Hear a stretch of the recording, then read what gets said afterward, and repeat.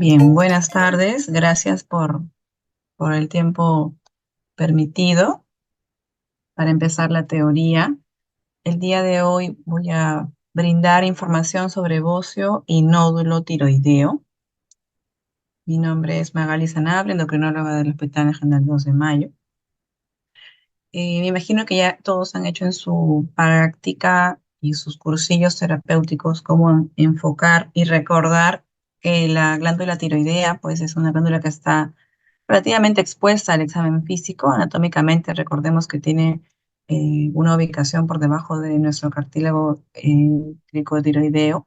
Además, usualmente es una glándula que va a tener su lóbulo derecho, el lóbulo izquierdo y el istmo. En algunos pacientes vamos a poder ver un rezago del descenso de la glándula de manera embrionaria y lo que se llama el lóbulo piramidal. Tenemos que recordar en la fisiología que el folículo tiroideo es el folículo funcional que es el encargado de realizar toda la fisiología de la formación de las hormonas tiroideas. ¿Ok? Entonces, cada célula cuboide que observan aquí, pues se agrupa a manera que en el interior tienen el coloide, donde está la tirosina, donde se forma la tiroglobulina y a su vez es ayudante, precursor para las hormonas tiroideas. Este es un macro. De igual manera, como cavernas, como cavidades donde está el folículo. Y esta es la célula, que siempre les hago un recuento a ustedes. Recordemos que tenemos un receptor de TSH, donde la TSH viene y se acopla, provocando así un estímulo de la AMP cíclica. Por lo tanto, va a haber un estímulo y una transcripción, apertura del NIS que tenemos aquí. Este NIS se llama el importer sodio-yodo, ingresan dos sodios y un yodo, y este yodo que es inorgánico va a tener que salir a la parte del coloide a través de una proteína que se llama la pendrina. Esta pendrina permite la salida del yodo, ahí va a unirse, se va a peroxidar por la tiroperoxidasa y se va a unir a la tirosina formándola con la tiroglobulina las hormonas tiroideas, T3, T4, T2, T1, o sea, la monoyodo, diyodo, disculpen, la monoyodo, la diyodo, la tetrayodo y la triyodo. Recordemos que la hormona activa es la T3. Usualmente va a haber un 80% de T4 y un 20% de T3. La T3 tiene su receptor intranuclear en una célula, llámese, por ejemplo, una célula muscular, una célula del miocardio. Imagínense, si fuera una célula del miocardio, pues van a tener un efecto cronotropo y inotropo positivo, generando así mayor contractibilidad muscular, una taquicardia en el exceso, por ejemplo, ¿no? En el examen físico, recordemos que tenemos que examinar siempre y busquemos la glándula tiroidea sobre la horquilla esternal. Eso siempre les recalco en práctica y en el cursillo. No se olviden que pues debe buscarse sobre la horquilla esternal, debajo del cartílago tiroides, cricoide. Aquí vemos el cartílago tiroideo, vemos que vamos a ubicar la glándula tiroidea, pero hay pacientes adultos mayores, por ejemplo, o personas que han tenido un bocio sumergido, la tiroides sumergida, sobre todo adultos mayores, o que tienen una cifosis muy marcada. Cuando ustedes decidan explorar e inspeccionar al paciente y le sospecha de una enfermedad tiroidea, recordemos que la exploración de la glándula debe ser de manera amable, un tacto delicado, suave, y verificar que tiene asimetría, nódulos, la consistencia, si es móvil o no, o que tuviera dolor este paciente. Entonces, siempre al momento de examinar, primero se palpe, avísenle al paciente que le van a examinar, no tengan las manos tan frías, no sean bruscos al examinar, observen si es que hubiera o no alguna lesión, eritema. A veces, por ejemplo, puede haber un absceso o una lesión que pueda generar dolor. Es mejor estar atentos o preguntar antes de examinar de todas maneras. Y una vez que examinen, pues van a poder ustedes identificar eh, con diferentes maniobras, ¿no? De abordaje anterior al paciente tenemos las maniobras de Laje y de Cray. Y bueno, en la maniobra posterior, la maniobra de Kerbein. ¿Qué es esta? La maniobra posterior viene a ser la maniobra de Kerbein. El médico está posterior a la paciente, palpando con el segundo, tercer dedo o cuarto, ¿no? Maniobra de Kerbein. Siempre fijan un lado y examinan con los otros dedos de la parte superior a la inferior y viceversa, con el lado contralateral. Si tenemos al paciente examinando por delante de él la técnica del Ajei, aquí ambas manos, y a veces hay algunos pacientes que están postrados con tubo, bueno, con una sola mano. Yo les aconsejo utilizar a ambas manos de manera cómoda, que esté el paciente y el que evalúa también debe estar de manera cómoda, ¿no? Esa es otra imagen de cómo palpar la glándula tiroidea. No se olviden que una vez han ubicado la glándula, pueden permitir decirle al paciente, por favor, que degluta. Con eso podríamos verificar si es móvil o no. Esta manera de Pemberton me ayuda a identificar si hay un bocio sumergido, ¿no? Si observamos, sí, hay un discreto bocio aquí en este paciente, pero le pedimos que eleve los miembros superiores, eso haría como una obstrucción del retorno del venoso de la yugular, por lo tanto el paciente podría tener incluso esta coloración, sobre todo aunque esta paciente luce de una raza no sé caucásica, igual nosotros que somos de raza mestiza, igual se ve una coloración diferente por el retorno venoso acumulado ahí. Entonces, ¿qué cosa significa bocio, no? La clase es bocio y nódulo. Entonces, ya hice una pequeña introducción. Ahora, la parte del bocio, bueno, es el aumento difuso o nodular del tamaño de la glándula tiroides. Aquí observan que desde las esculturas Mochica, pues observan, aquí llama mucho la atención un bocio y por aquí, no sé si ustedes logran ver, es como manera de un exoftalmos en este paciente con una mirada digamos, de pánico, con una retracción palpebral. Aquí en esta imagen del centro es el doctor Pretel, que él es de la Universidad Peruana Cayetano Heredia, quien ha estudiado muchos años a las enfermedades tiroideas. Ustedes pueden observar el gran crecimiento de la glándula tiroidea. Aparentemente es un crecimiento nodular porque tiene bordes irregulares y aquí podemos ver una mujer joven con un bocio difuso, ¿no? Entonces, hay múltiples etiologías sobre el bocio. El diagnóstico temprano debe ser muy importante. Puede ser un bocio difuso, quiere decir que toda la glándula tiroidea ha crecido de manera importante o simple, ¿no? Bocio nodular es un bocio con una glándula tiroidea que ha crecido a, a costas de repente de que hay un nódulo en un solo lóbulo, un solo nódulo que haya crecido y aumentado el volumen, o que esta glándula de manera múltiple tenga nódulos. Entonces podemos dividirlo así, ¿no? Es un bocio que es simple o difuso, nodular, con un solo nódulo, o multinodular que pueda tener más tejidos regulares. Según la funcionalidad, puede ser un bocio tóxico, este es el que más complicaciones nos va a dar, luego vamos a conversar por qué, y el bocio no tóxico. ¿A qué se refiere con no tóxico o tóxico? Cuando se refieren en no tóxico, quiere decir que no hay una hiperfunción de hormonas tiroideas, no hay un hipertiroidismo de por medio, no hay una hiperfunción tiroidea. En el tóxico sí, en el tóxico sí hay una hiperfunción tiroidea generando más complicaciones, por ejemplo, si imagínense que tenga parte del bocio, un episodio de taquicardia, arritmia, osteopenia, osteoporosis, fractura, todo eso por la hiperfunción tiroidea. Entonces, como tenemos múltiples etiologías, pues podemos siempre a la cabeza recordar la deficiencia de la ingesta de yodo o lo que se llama el bocio endémico. Otra posibilidad pueden ser desórdenes inflamatorios, tiroiditis, por eso les comentaba si hubiera dolor o no, tiroiditis autoinmunes, tiroiditis silentes, posradiación, subagudas, supuradas, con abscesos, por ejemplo, hemos visto en alguna oportunidad pacientes que han tenido, por ejemplo, tuberculosis o un absceso por una picadura de un insecto, enfermedades tiroideas que puedan causar bocio también. Por ejemplo, en las enfermedades como la acromegalia puede generar un aumento también de volumen de la glándula tiroidea, generando un bocio. Asimismo, recordemos que la hiperfunción de la misma glándula puede llevarnos como estas causas, o sea, puede ser de siguiente etiología: la enfermedad de Graves-Basedow, bocio multinodular tóxico, bocio nodular tóxico, o el bocio puede incluir, recordemos, uno o más nódulos. Hay pacientes que han tenido cáncer de tiroides. Es muy raro, pero nunca falta esos casos extraños que llegan al consultorio, al hospital, teniendo un crecimiento grosero de la glándula tiroidea. Incluso en algunos casos llega este crecimiento de la glándula tiroidea o el tejido glandular llega a protruir a través de la piel, ¿no? Entonces, esos sí son casos muy groseros, severos, en otros pacientes por granulomatosis o enfermedades infiltrativas de la tiroides. Entonces, aquí hay una pequeña imagen, este es un recién nacido que tiene un bocio. Este es una persona, es un recién nacido con bocio porque ha tenido, por ejemplo, es un hijo de una madre hipertiroidea y ha tenido un daño asimismo porque estos pacientes con hipertiroidismo pues reciben antitiroideos, reciben Lugol, productos que puedan disminuir la síntesis tiroidea materna, pero como complicación pues hacen a veces un hipotiroidismo con bocio fetal.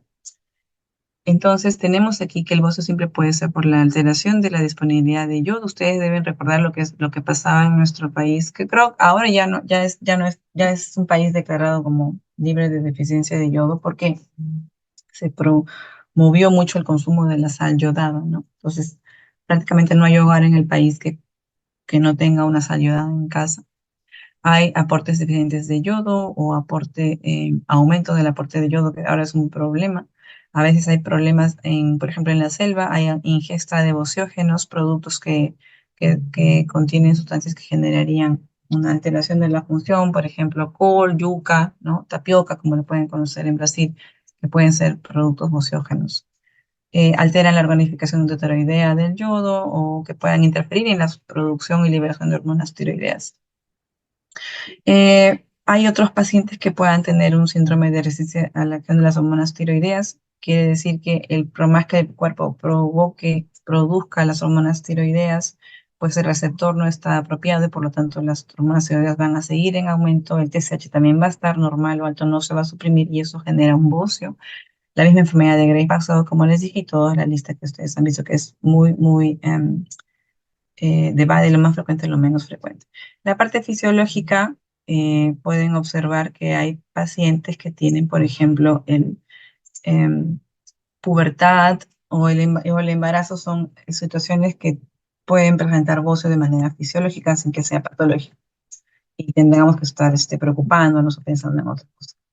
Entonces, recordemos que en el interrogatorio preguntemos si ha tenido, por ejemplo, traumatismos cervicales, embarazos recientes o actualmente está gestando enfermedades virales recientes. Ojo que aquí con esto de virus, cuando tuvimos la primera o la segunda ola de COVID-19, teníamos pacientes que luego de COVID habían tenido clínicamente dolor en el cuello, síntomas de hiperfunción tiroidea y todo, algunos casos se asumían como una tiroiditis viral, ¿no? Una tiroiditis subaguda. Y esto, pues, muchas veces se asociaba a post vacuna o a post casos de COVID. Además, recordemos que hay pacientes que también consumen fármacos y pueden tener pacientes que consumen yodo de manera diferente, de repente han recibido un fármaco, por ejemplo, un contraste o litio. Es muy frecuente que los pacientes que han recibido litio por psiquiatría reciban o tengan alteración de la función tiroidea. Por lo tanto, es requisito mm, que en la área de salud mental, antes de iniciar una terapia con litio, deban medir o dosar las hormonas tiroideas, verificar antecedentes y hacer un seguimiento mínimo una vez al año. De igual manera con la miodarona, que es un antiarrítmico tipo 3 que usan los pacientes que presentan una fibrilación auricular, pues los pacientes también tienen una alteración de la producción de la hormona tiroidea, puede un grupo según también depende mucho de la respuesta inmunitaria, pero hay grupos de pacientes que hacen hipertiroidismo, otros que hacen hipotiroidismo, entre otros fármacos, incluyendo la levotiroxina, ¿no? Además, hay de manera inescrupulosa ambientes, áreas clínicas o personales de salud que pueden, digamos, vender productos para perder peso, ¿no? En un caso pueden para perder peso o ganar energía, adelgazar rápido y cosas que en realidad les están vendiendo a muchos pacientes, por ejemplo, hormona tiroidea, ¿no? Hormona tiroidea, y entonces clínicamente el paciente se vuelve hipertiroideo. En algunos casos pueden hacer el bocio, pero estás sometiendo a un estrés tremendo a este paciente. Claro, va a tener eh, pérdida de peso por el metabolismo incrementado, pero esto es a costa de daño cardiovascular o de daño de metabolismo focal, ¿no? Entonces, cuando tenemos en caso de bocio, siempre preguntemos si hay disnea, disfagia, disfonía. Debe superar a veces que la obstrucción de la vía aérea supere el 70% para que recién el paciente tenga una obstrucción importante. A veces llegan a la emergencia pacientes, ¿no?, con un crecimiento rápido del bocio y a veces eso se asocia al linfoma, ¿no? Tumores, neoplasias, pero vemos las imágenes tomográficas donde la tráquea, donde supongamos que tiene un diámetro, bueno, exactamente ahorita no tengo el diámetro de una tráquea, pero supongamos que es de 2 centímetros de diámetro, pues vemos milímetros nada más. Entonces la persona no puede respirar adecuadamente y eso hace que a un distrés respiratorio, insuficiencia respiratoria, lleguen por emergencia, sean intubadas o a veces no pueden ser intubadas, llegan a tráqueo, entonces a traqueostomía. Entonces es un problema que siempre es importante estar atentos a preguntar. Valorar movilidad de la glándula. Si es una glándula fija, pétrea, que es poco movible, lamentablemente tendríamos que sospechar de una neoplasia o de una situación que pueda generar asociada a un NM, un posible NM. Habría que ir enfocándonos a eso, ¿no? Hay pacientes que si ustedes hacen la maniobra de Pemberton y les sale positiva, o sea, que el paciente eleve los miembros superiores y de manera pronta hace digamos, un aumento de coloración de la piel por el retorno venoso estancado, por así decirlo, que se queda ahí, ¿no? No hay un buen flujo del pase de la vena yugular, pues podemos sospechar de un bocio intratorácico, ¿no? Es un crecimiento que incluso esa glándula tiroidea invade la caja torácica. Puede haber congestión facial, inculpación, que es lo que hablábamos del signo de Pemberton. En el caso de los grados de presentación de bocio, ustedes van a ver aquí arriba a la derecha la tabla 1. Esos grados de presentación de bocio fueron realizados para identificar bocio endémico, ¿no? Bocio endémico, ¿ok? Entonces, de todas maneras lo deben conocer, donde 0 es no bocio, 1A palpable pero no visible con el cuello, aún con el cuello extendido, 1B se palpa y puede ser que con el cuello extendido, pero no es visible en el cuello en posición normal. Un bocio grado 2 es palpable y visible en el cuello en la posición normal y bocio grado 3 es un bocio muy voluminoso visible a distancia. Entonces, todavía se podría decir que hay zonas donde puede haber una incidencia leve de un bocio endémico, zona de deficiencia moderada, zona de deficiencia severa de yodo. Y bueno, cuando hay una población que tenga del 5 al 20% de la población con deficiencia de yodo o bocio endémico, pues es que es leve. Cuando es de 20 a 30 es que es una zona con deficiencia moderada. Y cuando es más del 30% es una zona con deficiencia severa. De todas maneras, hay muy pocas zonas que puedan presentar ese tipo de deficiencia, pero es bueno que conozcan cuánto, cuánto puede ocurrir, ¿no? A pesar del consumo del yodo, también existe aumento de la presencia del nódulo tiroideo. Puede deberse a mayor presencia de exámenes auxiliares. ¿Qué significa eso? O sea, a propósito, vuelvo a tomar la pandemia. Por la pandemia se han tomado muchísimas miles de tomografías, ¿verdad? De repente ustedes, ¿quién no ha escuchado que a un familiar le han hecho una tomografía y le encontraron un tipo de daño? Pero estos cambios o esta presencia, este estudio hecho al tórax también abarca unos cortes de la zona cervical y es ahí donde encuentra la glándula tiroidea y describen, ¿no? Incidentalmente encontramos que en la glándula tiroidea hay nódulo tal. Entonces, en el paciente ya no sale de su COVID y tiene que ir al endocrinólogo. Entonces, lo que pasa es que son estudios o más pruebas que se hacen y el paciente es diagnosticado mucho, con mucha más frecuencia de nódulo, pero lo que no ha aumentado es el porcentaje de diagnóstico de cáncer. ¿A qué quiero llegar? Puede que como tenemos más exámenes auxiliares, hay más gente capacitada, hay mayor acceso, o por uno u otro examen me hago una prueba y por ahí aparece un incidentaloma en la glándula tiroidea. ¿Qué es un incidentaloma? Es aquel tumor que se encuentra en un órgano X, el cual no era tu prioridad de búsqueda de una patología. Entonces, ahora igual se van encontrando más temas. Entonces, el bocio, ¿quién lo puede padecer? Entonces, cuando se investiga mediante ecografía, la frecuencia de bocio aumenta en la edad hasta llegar a un 60% en el caso de las mujeres de edad superior a 60 años. No obstante, también puede darse en varones, aunque en menor frecuencia. Los factores de riesgo a mayor edad y de sexo femenino. No es infrecuente que se observe de forma transitoria en recién nacidos de madres tratadas durante el embarazo con fármacos antitiroideos por el hipertiroidismo. ¿Cuáles son los factores de riesgo? Entonces, la insulina resistencia. Ustedes se han dedicado a rotar ahora en sus prácticas hospitalarias y han visto que la mayoría de pacientes pues tienen insulina resistencia, sobrepeso, que viene a ser lo que es prediabetes, otros diabetes, o sea, todo lo que pueda involucrar el síndrome metabólico, los pacientes tienen más riesgo para hacer esto. ¿Por qué? Porque hay un crecimiento de también de un estímulo, el hiperinsulinismo de una u otra manera, hay un estímulo adicional para que estas células tiroideas puedan crecer. Entonces, es más frecuente en el sexo femenino, no hay diferencia racial y no olvidemos los requerimientos. Eso lo pongo porque es importante recordarlo como dato teórico, que un adulto requiere mínimo 150 microgramos de yodo y las gestantes y los niños 200 microgramos. Entonces, recordemos que el bocio difuso nodular no tóxico, o sea, no tóxico que no libera hormona tiroidea, puede ser esporádico o endémico. Endémico, bueno, a ver, si ustedes se dan cuenta, todavía hay zonas rurales en nuestro país, hay gente muy mayor que todavía vive en caseríos, en zonas rurales, que no ha tenido mucha llegada a una, digamos, a un crecimiento socioeconómico probablemente. Entonces, esas todavía quedan con un bocio endémico. Aparte que eso, cuando han sido niñas, son personas que no han recibido un aporte apropiado de yodo, pero ahora sí en la adultez o con su etapa de adulto mayor reciben.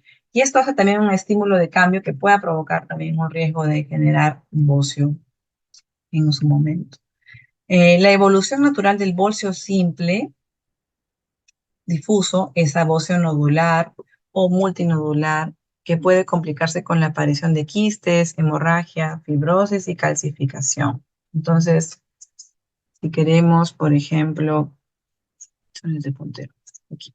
Supongamos que tenemos aquí una tiroides normal de una persona que nació, pero ya disculpen el dibujo ya, pero nació, por ejemplo, en Huancavelica, ¿no? Imagínense que nació en Huancavelica, era una zona endémica que no tenía acceso, entonces la deficiencia de yodo hace que en algún momento esta mujer tenga, por ejemplo, poca producción de hormona tiroidea, pero un aumento increíble de la TSH. La TSH nos invita a la glándula tiroides a producir hormona tiroidea, pero también la invita a crecer. Entonces es una glándula que va creciendo con el tiempo. Y esta célula, acuérdense con las primeras imágenes, las células o las unidades funcionales son los folículos tiroideos, ¿no?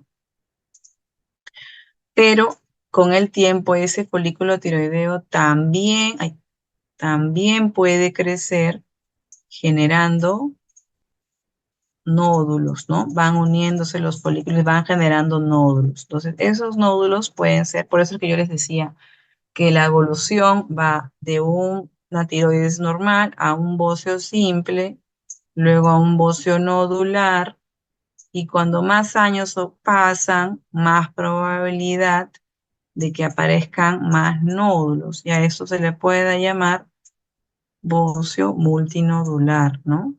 Si no es un nódulo hiperfuncionante, pues es un bocio multinodular no tóxico. Pero si por lo contrario uno de estos nódulos se convierte en hiperfuncionante, quiere decir que este nódulo está provocando hormonas tiroideas, generando un bocio multinodular tóxico, ¿no? Ya esta es la evolución de la historia natural. Entonces, esto sí puede generar más problemas cardiovasculares en las pacientes, ¿ya?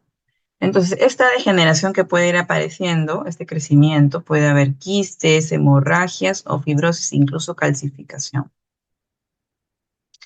Entonces, en la etiopatiogenia puede haber, el aumento es debido a proliferación del epitelio folicular, mi puntero, ok.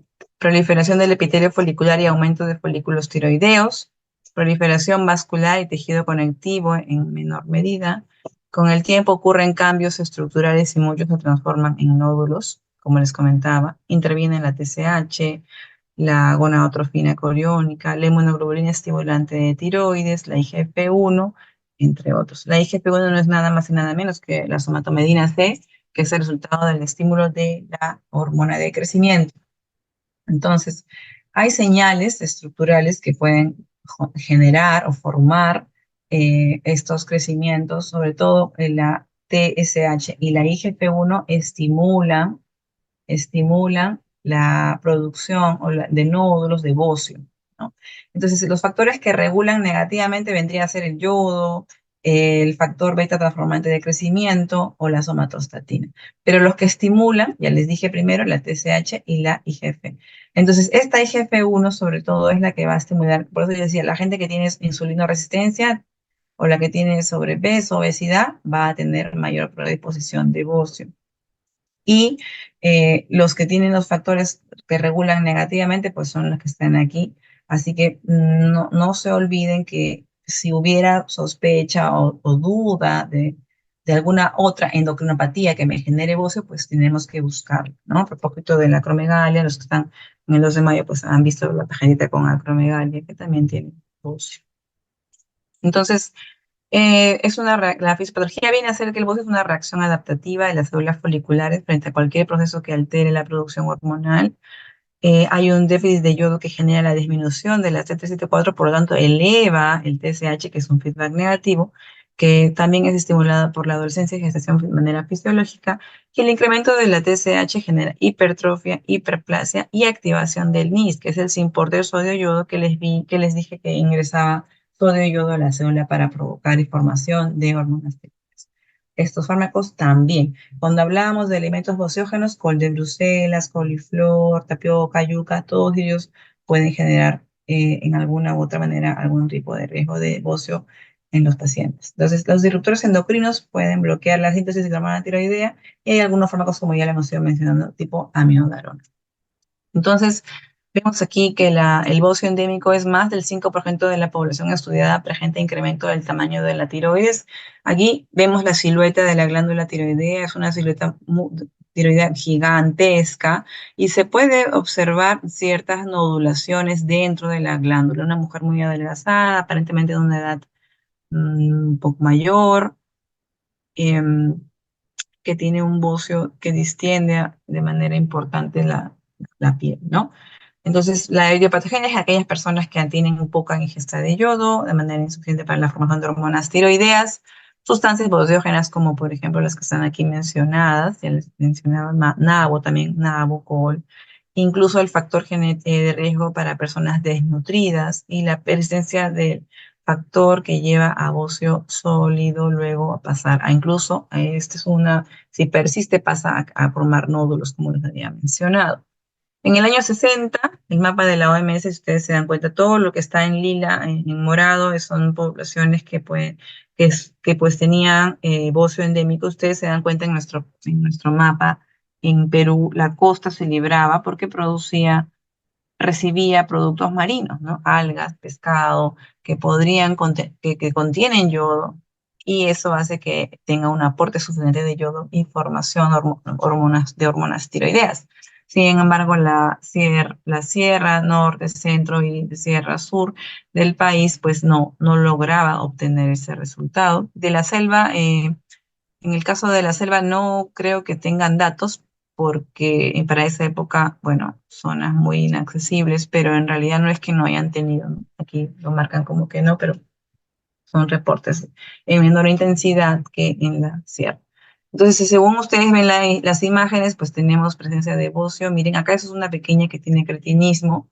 Ustedes pueden observar el cuello corto, las piernas cortas, manos pequeñas, un abdomen con obesidad infantil, ¿no? O de repente estoy equivocando y ese ya no es una niña, sino es una adolescente, pero no creció, porque lo más probable es que haya tenido cretinismo esta paciente, ¿no? En este caso, a ver, nos ponen...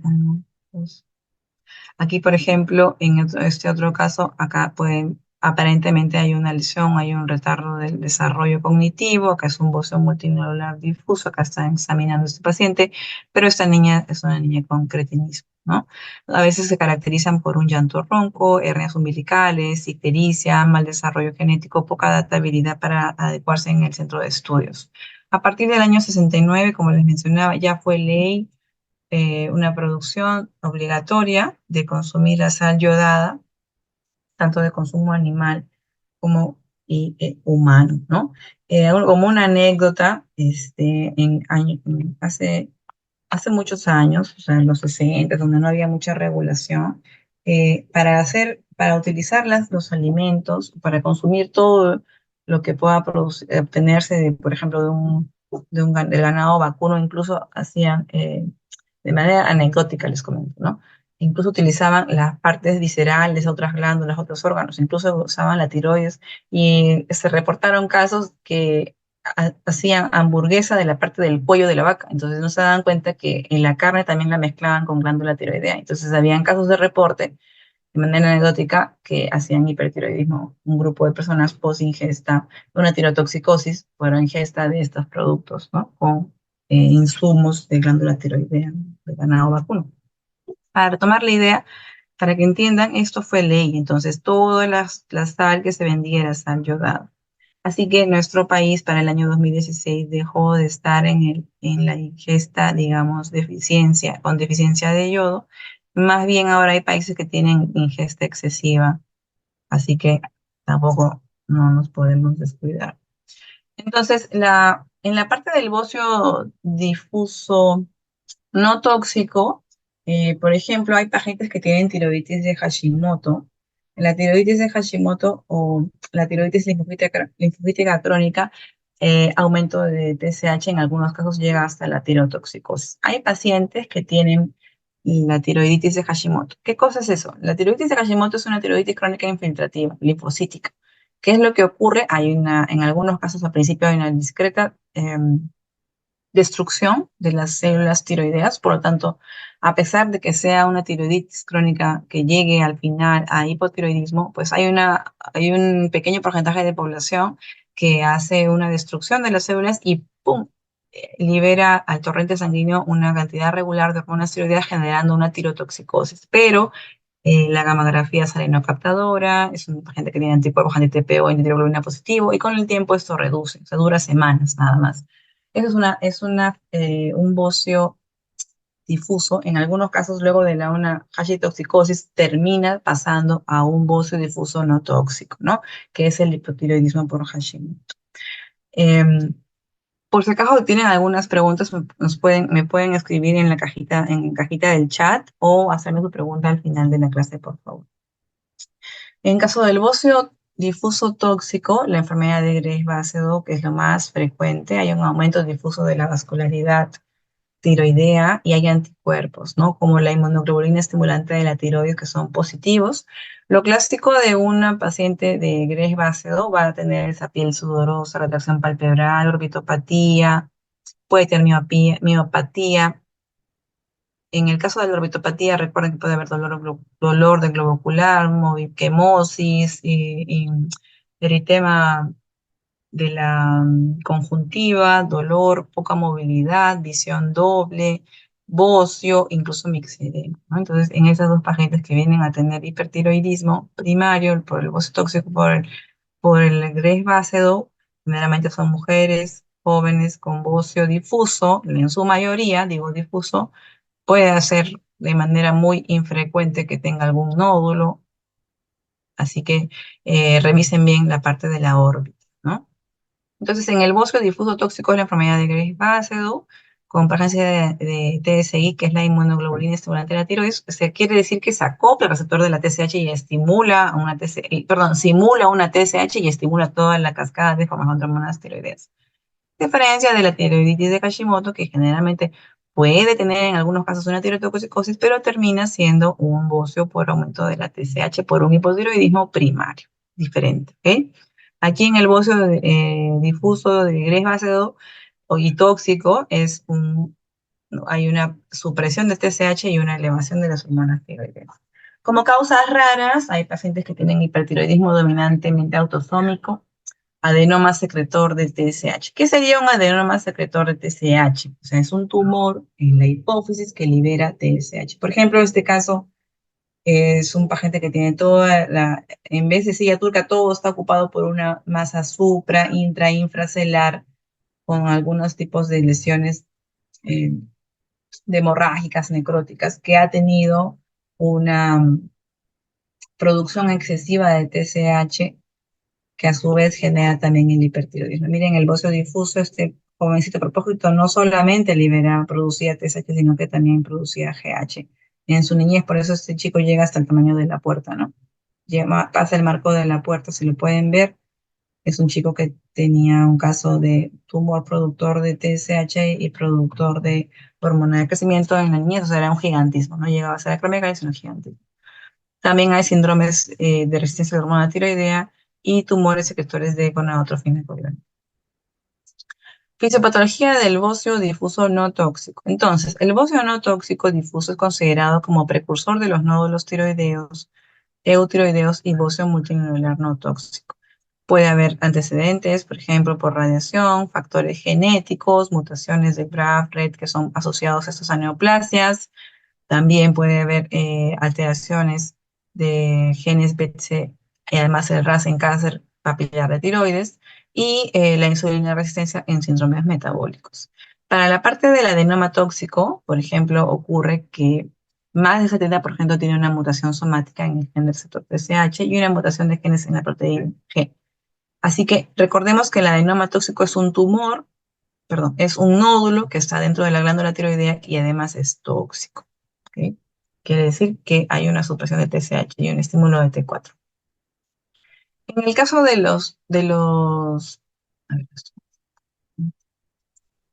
en el caso de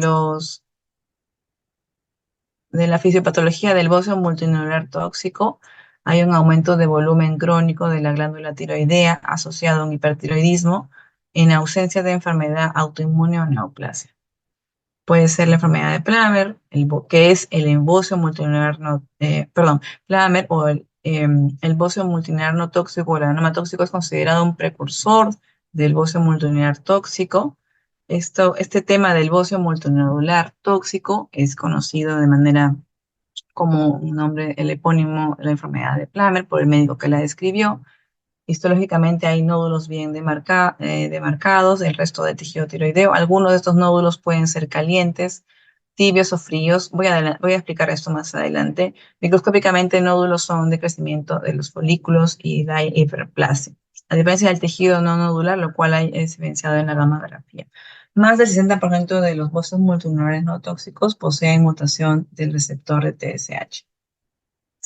Pueden tener nódulos simples o múltiples funcionales. Entonces, todo esto, con el tiempo, un bocio simple puede pasar a un bocio nodular, a su vez puede ser multinodular. A ver, acá hay una pregunta. Ah, no, allá, la asistencia. Ok, entonces,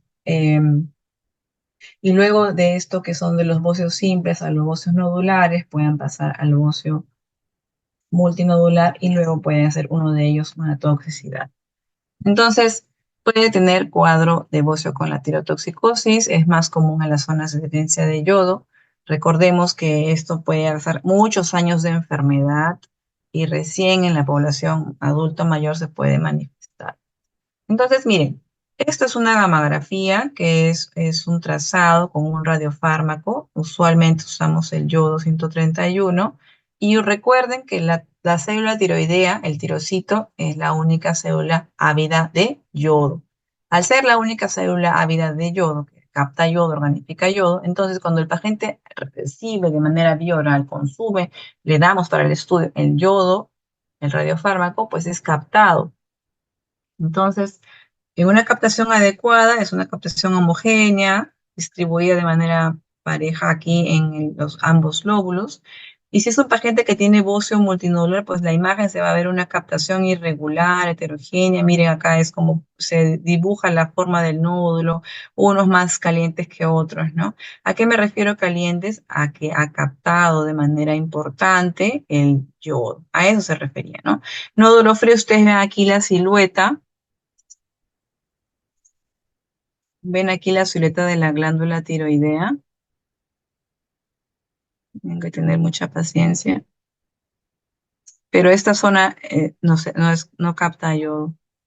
Entonces, esto es un nódulo frío, hipocaptadora, ¿no? No capta. Y esto es una captación difusa importante, es el Graves básico, bocio difuso hipercaptador. Pero aquí, si ven ustedes, esto es una tiroides, miren, la glándula tiroidea. Y aquí hay un nódulo que capta bastante, es un nódulo caliente, hipercaptador. Entonces, por eso es que la gammagrafía nos ayuda a tomar decisiones. Aquí, por ejemplo, es un nódulo que ya el resto de tiroides ni siquiera se ve, ¿no? Está suprimido por esto, porque el nódulo es tremendamente caliente y ya ha absorbido todo. Entonces, eso es un nódulo caliente. Entonces, nos ayuda mucho a tomar decisiones, la gammagrafía, para poder decidir si hacemos o no la terapia con yodo. Entonces, si fuera un bocio multinodular y sería tóxico, pues damos la terapia para hiperfunción metabólica con yodo 131. ¿Ok? Vamos a poner aquí un puntero. ¿Ok? Entonces, tenemos aquí, por ejemplo, en los pacientes que han tenido, según las edades, las frecuencias, ¿no? La enfermedad de Graves, un poco más frecuente desde los 20 años, luego cae con la edad.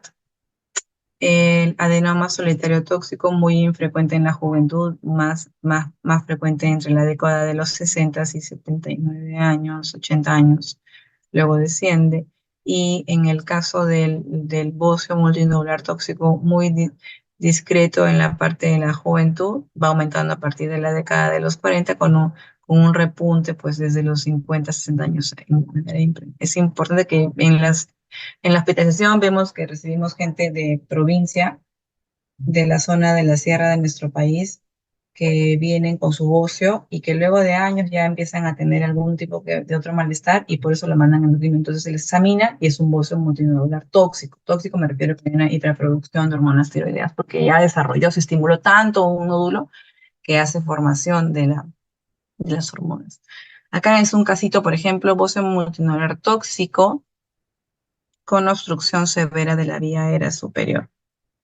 Miren, acá está la glándula, acá es la paciente, no se llega a ver de manera, pero aquí ese es un estudio, una radiografía simple, botón aórtico, la vía de la tráquea está es como un halo muy escaso y encima lateralizado hacia el lado izquierdo de la paciente. Aquí en la tomografía se ve de igual manera el lóbulo tiroideo derecho que está desplazando la tráquea al lado izquierdo.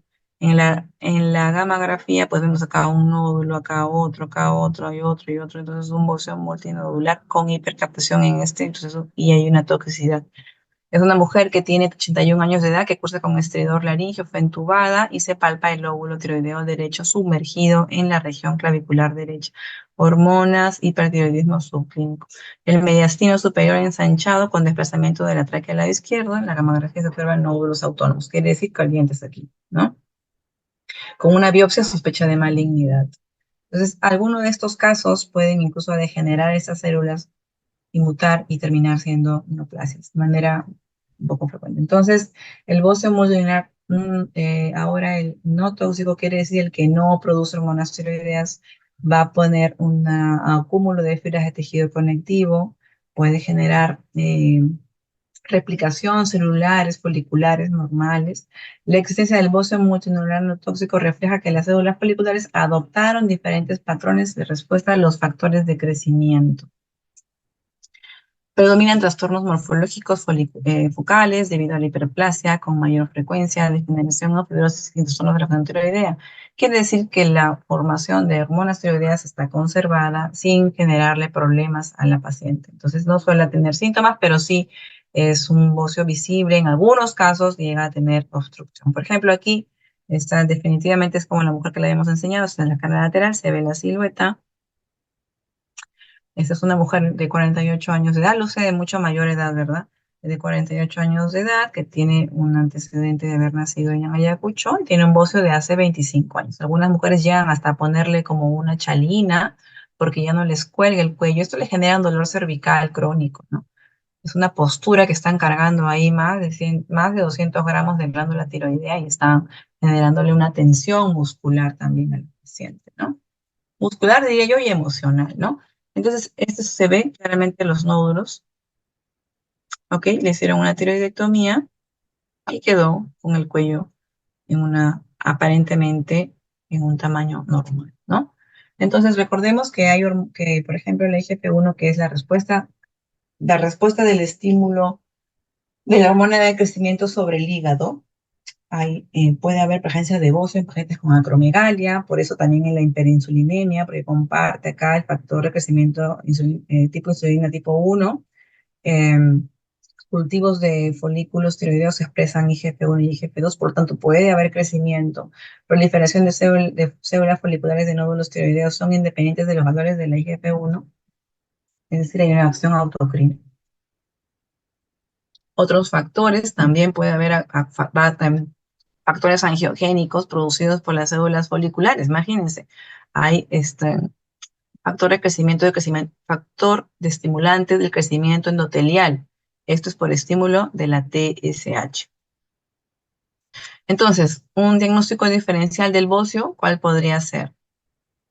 Aneurisma de la arteria carótida, un fibroma, una malformación, un higroma, un lipoma, linfoadenopatías, adenoma paratiroideo, que es otro diagnóstico diferencial, quiste paratiroideo, quiste del conducto tiroglosal, un absceso o un linfoma, en vez de que sea un diagnóstico diferencial de bocio, ¿no? En el diagnóstico diferencial puede haber también, acuérdense, compresión traqueal, fenómeno de Jod-Basedow, necrosis hemorrágica intranodular o consecuencias del hiper o hipoalargata. ¿Quién de ustedes sabe qué es el fenómeno de Jod-Basedow?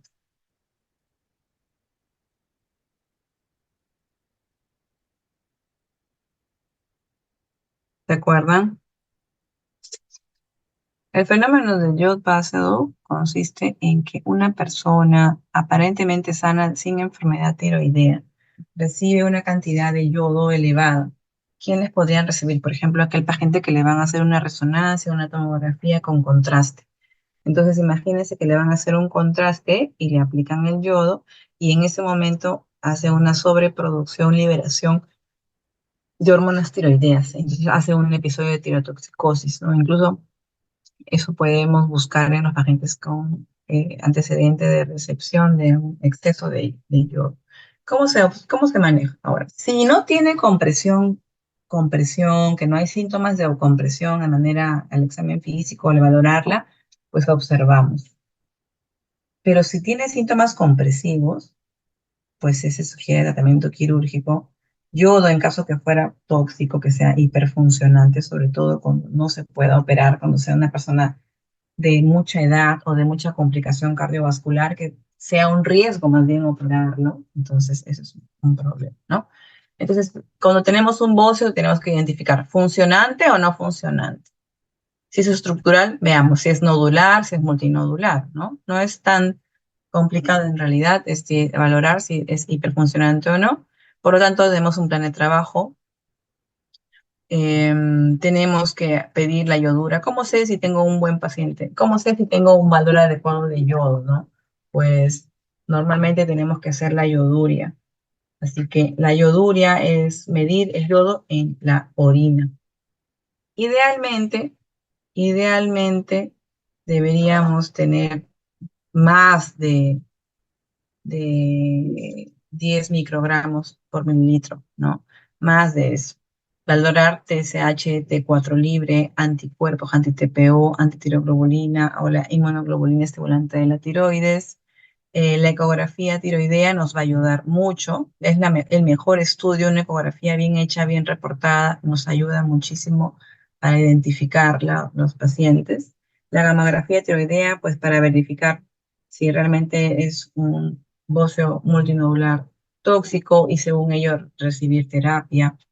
La biopsia es cuando hay una sospecha. Cuando yo les mencionaba un nódulo frío, aquí voy a volver aquí, por aquí dice nódulo frío, ¿verdad? Nódulo frío quiere decir que este grupo celular o este nódulo no está captando el yodo.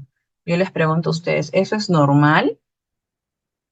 ¿Ustedes qué creen? ¿Que un tirocito no capte yodo? ¿Eso es normal o qué ha pasado? ¿Alguno que pueda comentar? Creo que sí fue funcionante, doctora. O sea, no está funcionando correctamente. Mira, entonces si es un nódulo frío, quiere decir que, para empezar, lo normal de un tirocito es que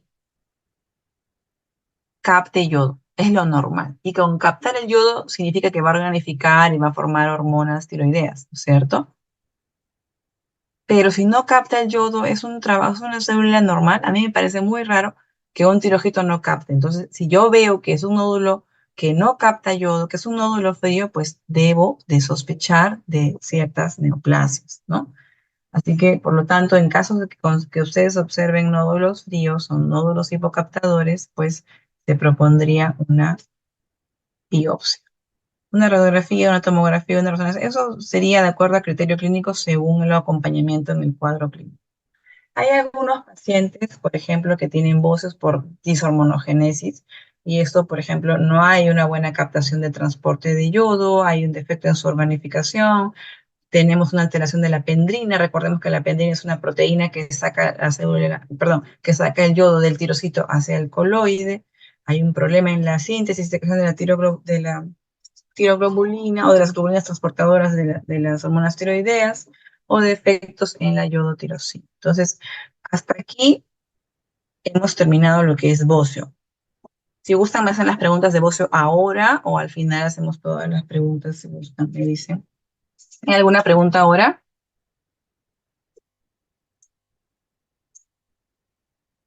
¿Alguna pregunta? Hasta aquí de bocio. Entonces vamos a continuar con lo que es nódulo tiroideo. Ok, entonces el nódulo tiroideo. Vamos a observar que el nódulo tiroideo viene a ser una lesión concreta que generalmente se palpa si es que es más de 1 centímetro, o en su defecto ecográficamente se puede detectar también de manera precisa cuando tú quieres buscarlo, detectándola dentro de la glándula tiroidea. Entonces el nódulo puede ser solitario, puede ser o descartar un adenoma solitario, descartar un bocio multinodular tóxico, porque a veces ya y te dicen, tengo acá un bultito, ¿no? Pero sin embargo no es solo un bulto, sino que tiene muchos nódulos. Puede ser, también ser por una tiroiditis o una infiltración o por problemas infecciosos. De todas maneras, debemos tener un diagnóstico diferencial que puede ser de origen extratiroideo, como el quiste de conducto tiroglosio, también que es un residuo, un rezago de la parte embrionaria que viene, la glándula tiroidea desciende a nivel cervical anterior, y a veces cuando hay una alteración, pues se queda el quiste a mitad de camino y eso hace que parezca que no ha migrado completamente, ¿no? Además hay quistes paratiroideos, metástasis también a neurimas, adenomegales o adenomas paratiroideos. Si fuera de origen benigno, pues pensemos en todas estas listas de problemas que podrían tener nuestros pacientes cuando vienen por una probable molestia que les parezca nódulo. De manera maligna, todos los tipos de cáncer, ¿no? Cáncer papilar, folicular, células de Hartel, carcinoma medular, anaplásico, linfomas o lesiones metastásicas de la tiroides. Ecográficamente tenemos que este es el lóbulo tiroideo derecho y aquí está el anillo traqueal, el istmo, el esófago. Así que aquí tenemos, acá hay músculos pretiroideos. Aquí está la piel, esa es una ecografía, digamos, tiroidea, la vista axial. Entonces, tenemos un nódulo tiroideo, a veces se palpa, a veces no. Si se palpa es porque tiene 1 centímetro o más. Además, a la imagen ecográfica, que es el mejor estudio para que ustedes evalúen un nódulo, es con la ecografía tiroidea. Los incidentalomas generalmente eran temas que eran masas nodulares que no se han llegado a palpar, que no tienen ningún tipo de valoración por el paciente incluso, pero recordemos que tienen el mismo, aunque no se palpe igual, no es que sea más frecuente que sea un cáncer o no, ya les mencionaba que tienen la misma probabilidad, el riesgo, el porcentaje y el riesgo de neoplasia no es que haya aumentado ahora más, sino que igual se detectan más nódulos, sí, pero es la misma, se mantiene la posibilidad de neoplasia, ¿no? Generalmente, si son más de 1 centímetro, deben ser reevaluados. Y ahora, hay también nódulos que son menos de 1 centímetro, pero son sospechosos. Por lo tanto, hay que hacer seguimiento y decidir en el caso de tomar la pauta de una biopsia cuando sea necesario. Entonces, la guía clínica reconoce que la mayoría de los nódulos tiroideos son de bajo riesgo. Muchos tipos de cáncer de tiroides plantean un riesgo mínimo para la salud humana y pueden ser tratados eficazmente.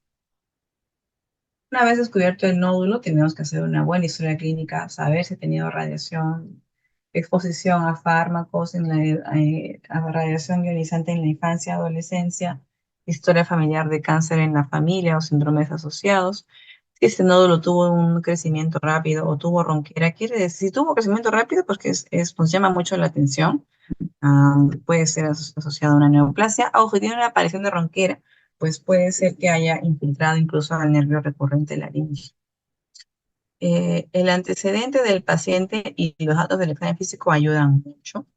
Agregaríamos, por ejemplo, aquí, si tenía antecedentes familiares con síndromes asociados, como complejo de carne, poliposis familiar, carcinoma medular familiar, neoplasia endocrina múltiple, que se asocian a otras tumoraciones, por ejemplo, en hipófisis, en paratiroides o en adrenales. Entonces, cuando ustedes tengan pacientes que tienen antecedentes familiares, no, sí, que han reportado tumores en paratiroides, en hipófisis, entonces sí hay que estar estudiándolo un poco más con mucha más atención, no solo por un nódulo, sí, de repente es un bosque endémico, no, veamos un poquito más acuciosamente. Ahora, si es un nódulo de gran tamaño, si es de sexo masculino y es de más de 60 años, pues hay que sospechar de una malignidad, asimismo de cuando tiene un grupo etario mucho más joven. Entonces, hay que verificar también en la palpación adenopatías, ¿no? Y en la ecografía nos ayuda a corregir o no. Estos son los secciones de los grupos ganglionares. Tenemos el 1A, 1B, que se encuentra de manera submandibular. Luego viene acá el 2A, que está por la rama ascendente de la mandíbula. Luego retroauricular y suboccipital se encuentra el 2B. De manera, la parte medial del esternocleidomastoideo y por delante, con la arteria carótida, estamos teniendo el grupo 3, el grupo 4 en la parte inferior desde el 3 hasta sobre la clavícula viene acá el grupo 4. El quinto grupo ganglionar, desde la parte posterior de todo lo que es detrás del esternocleidomastideo hasta la parte, digamos, casi previa al hombro del tercio medio hasta al compartimiento 4 viene el 5A y 5B. ¿Qué es lo que vamos a encontrar en el grupo 6? En la parte del cartílago cricoideo sobre la tráquea, tenemos que averiguar también si hay o no adenopatía. Entonces hacemos un barrido desde aquí, seguimos buscando en orden y palpamos y luego hacemos la ecografía, ¿no? Entonces, hay diferentes problemas como el síndrome de Caude, que hay múltiples hemartomas, nódulos en la piel, mucosa oral, anomalías de la mama y tiroides. O sea, en realidad estos pacientes que tienen otros problemas como tumores gastrointestinales, pólipos en la mama, hablamos de diferentes problemas como incluso de tiroides. En la poliposis adenomatosa familiar hay más de 100 pólipos en el colon y recto y que comúnmente se asocia a toda una serie de manifestaciones clínicas extracolónicas asociadas con mayor frecuencia a la biopsia respecto a la población general, ¿no? A las enfermedades, en la adenomatosis, perdón, adenomatosis, poliposis adenomatosa familiar, ¿no? Entonces puede haber hepatoblastomas, tumores tiroideos, adrenales, tumores pancreáticos y también tumores del sistema nervioso central.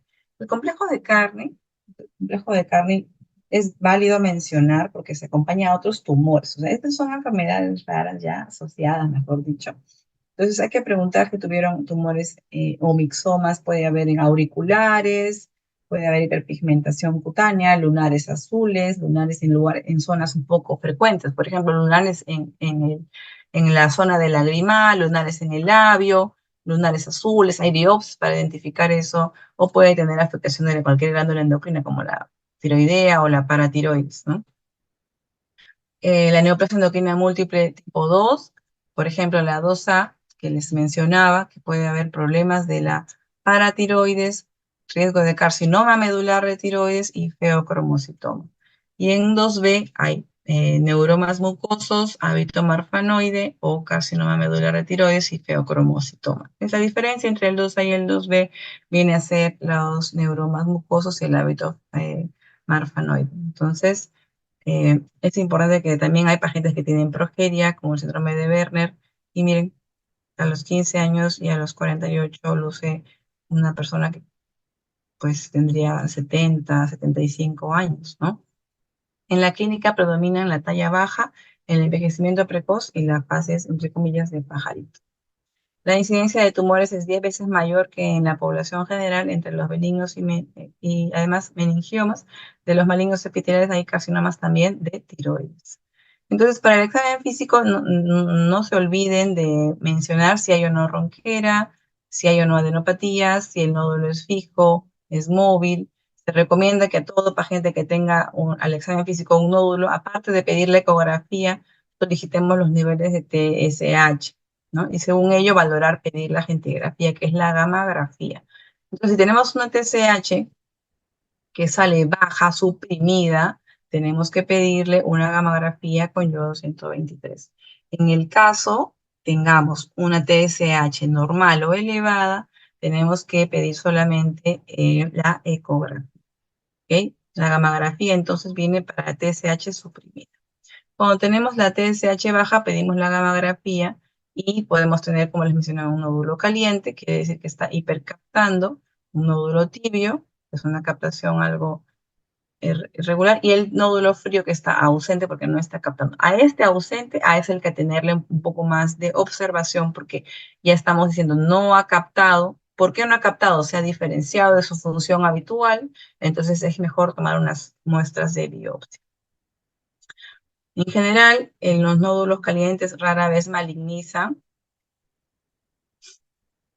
y en el caso de que tengamos una TSH alta con ese nódulo, aumenta el riesgo de malignidad, incluso límites cercanos al límite superior. Entonces, la ecografía tiroidea recomienda también verificar las adenopatías, el tamaño del nódulo, las consideraciones anatómicas, si hay o no impresión de que ha sobrepasado o ha sobresalido de la glándula tiroidea, ¿no? Nuevamente otra imagen, la carótida, lóbulo derecho, istmo, lóbulo izquierdo, tráquea. Y aquí, por ejemplo, tenemos que entender si en esta ecografía hay realmente un nódulo que corresponda a una normalidad identificada. ¿Qué tan grande es ese nódulo? Tenemos que dar los tres volúmenes alto, ancho y longitudinal, anteroposterior, transversal y longitudinal para poder generar volumen. Hay sospecha de una adenopatía cervical. ¿Cuál patrón ecográfico tiene el nódulo? Es más de, por ejemplo, es quístico. La localización del nódulo puede ser parte posterior, superior, media de la tiroides. Con esto podrían disminuir la precisión de una biopsia, así que hay que describirlo adecuadamente. Esta imagen la vamos a describir más adelante. Entonces, si ustedes se dan cuenta, aquí hay unas diferentes imágenes de nódulos. Vamos a ir de manera puntual. No quiero que se memoricen, pero por lo menos entiendan de que los quistes o los nódulos quísticos son benignos en su mayoría con contenido coloide. Por luego pasaríamos a un nódulo espongiforme que puede tener contenido coloide y tejido sólido, isocogénico, de bordes limitados que no invaden otros órganos. Estos son nódulos de una muy baja sospecha, o aquellos nódulos que generalmente son quísticos pero sin características de malignidad. Además, hay nódulos que son parcialmente quísticos, pero obviamente tampoco tienen ningún tipo de característica de malignidad. Los nódulos de baja sospecha son aquellos nódulos sólidos de márgenes regulares, hiperecogénicos, que pueden tener márgenes isoecogénicos, parcialmente quístico, pero con una área excéntrica de parte nodular, o parcialmente quístico con áreas sólidas en su interior. Aquí tenemos un nódulo con sospecha intermedia. Es aquel nódulo que es hipoecogénico. Si ustedes se dan cuenta, esa es la glándula tiroides. que la vemos isogénica, pero si lo vemos más oscuro, más negrito, eso se llama hipoecogénico. Entonces es un nódulo hipocogénico que nos puede generar mayor riesgo de posibilidad de neoplasia. Muy alta sospecha, que tengan microcalcificaciones, que el nódulo siga siendo hipoecogénico, bordes irregulares, no se delimita, es muy difícil de generar un margen fino, así que es borde irregular, que es más alto que ancho el nódulo, incluso acá está expandiéndose fuera de la tiroides, o que tenga también calcificaciones, aquí los ven, calcificaciones que estén en el tejido del nódulo, ¿no? Además, los nódulos con márgenes irregulares también pueden tener sospecha, incluso si tienen acá, esta es la glándula tiroidea y acá hay una adenopatía sospechosa. Entonces, mientras más complejo sea el informe, mientras más características tenga, más alta es la sospecha de malignidad. Por lo tanto, cada característica va a tener un puntaje. Ustedes se dan cuenta si es quístico, espongiforme, mixto, sólido, ecogénico, anecogénico, muy hipocogénico. O sea, todas estas características van a sumar puntitos y ustedes van a tener un resultado. Por ejemplo, vamos a tomar de ejemplo este caso, ¿ok? Este caso tiene microcalcificaciones, es hipoecogénico, bordes no los preciso, márgenes irregulares, ¿ok? Entonces, composición es un nódulo sólido o completamente sólido, va 2 puntos. Vamos a poner aquí mi cursor, mi lapicito.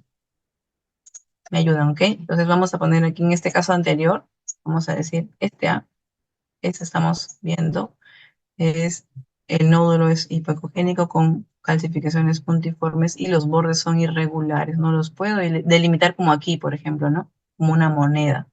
Bueno, entonces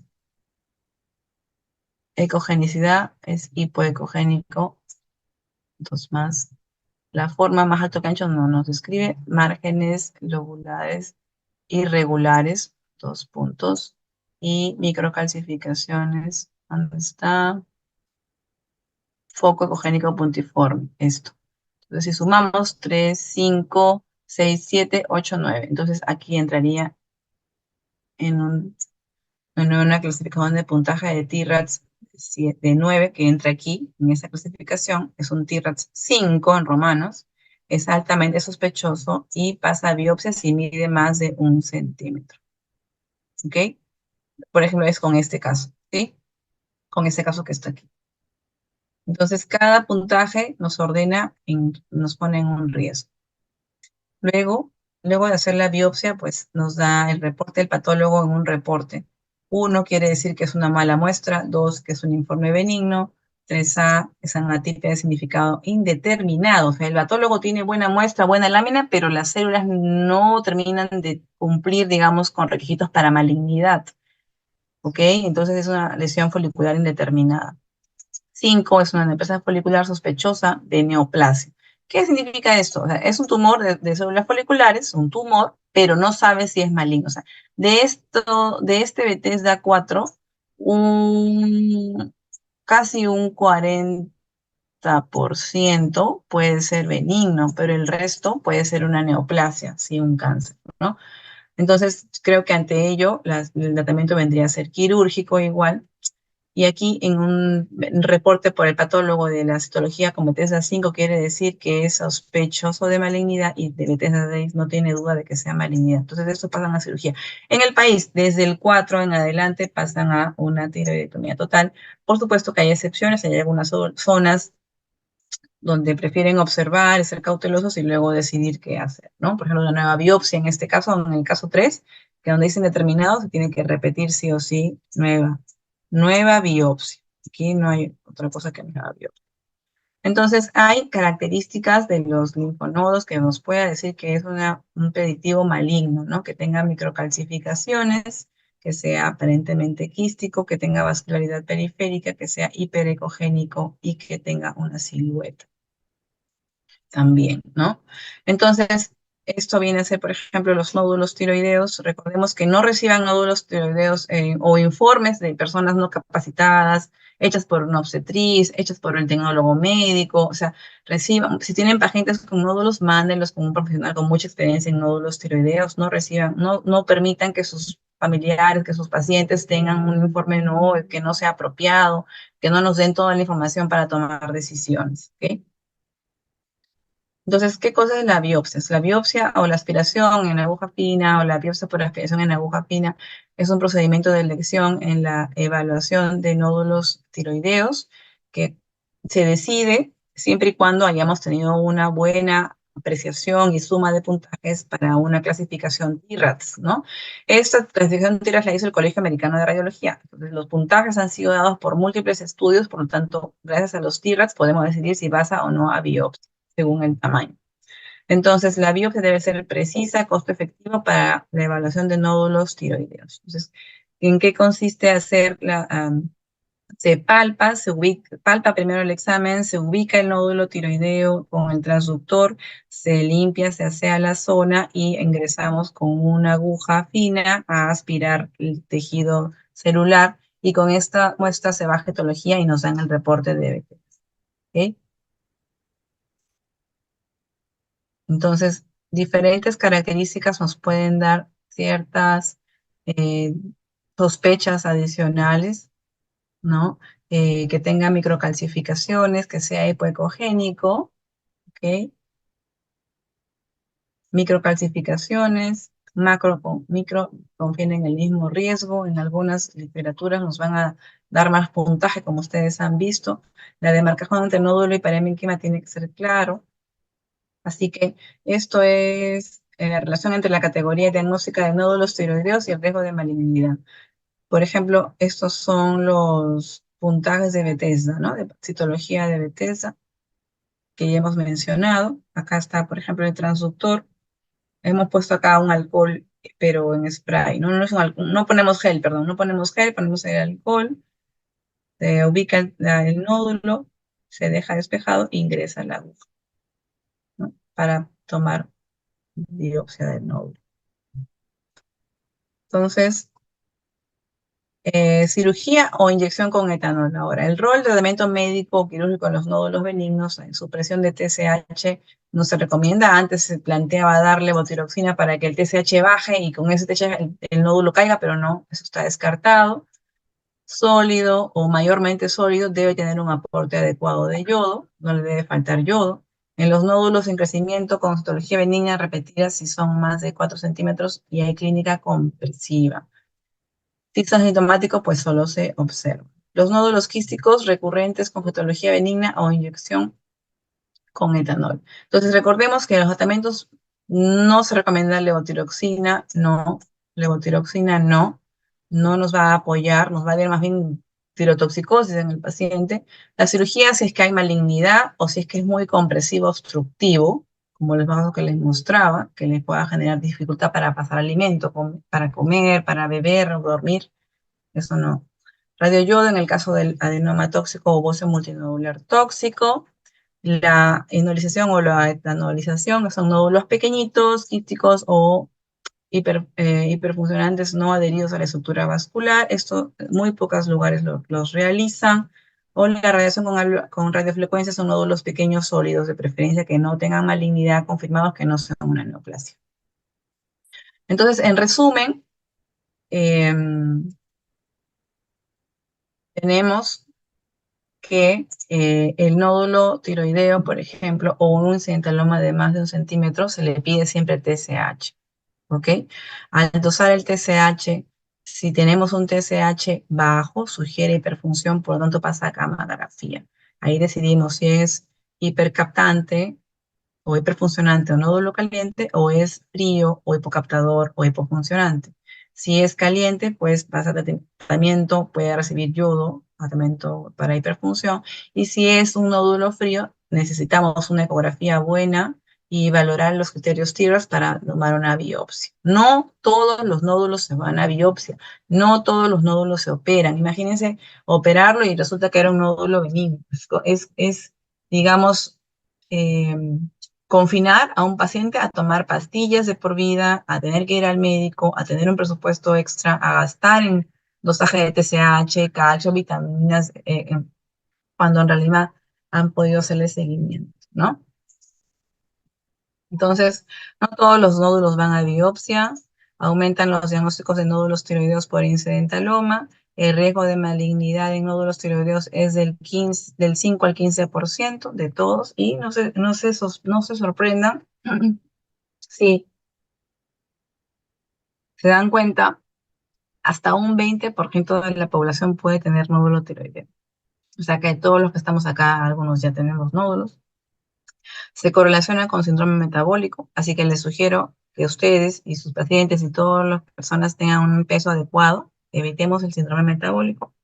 Y si hay sospecha, hacemos el seguimiento. No perdamos al paciente, denle la confianza de seguir sus recomendaciones y tomar una decisión oportuna. ¿Ok? Gracias. ¿Hasta aquí alguna pregunta?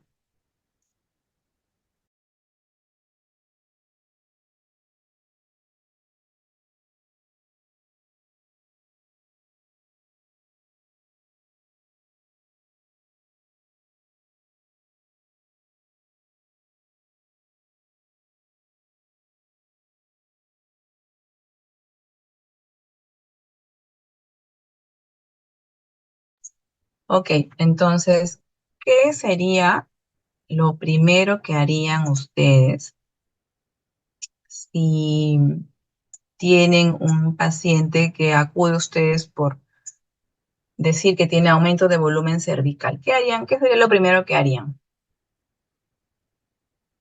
en la consulta ustedes?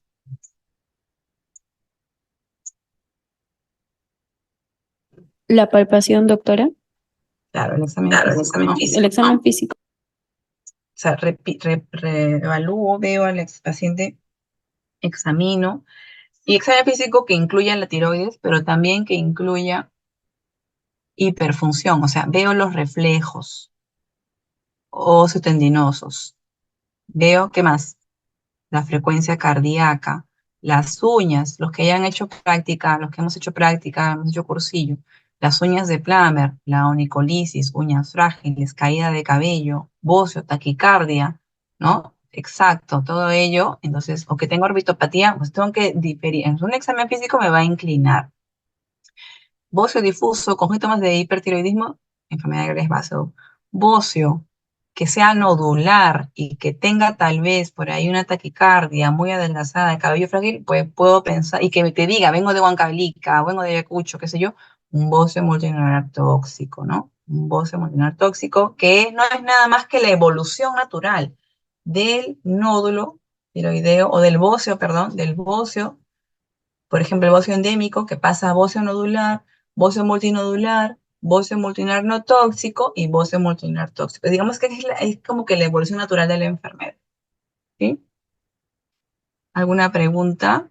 Todo claro, dicen, ¿verdad? Acá. Bien, entonces igual estaré compartiendo la clase con la delegada. Al final hay unas imágenes de casos clínicos que puedan ir repasando también. De repente les sirve a modo de estudio. Ya, listo. Muchas gracias por su atención.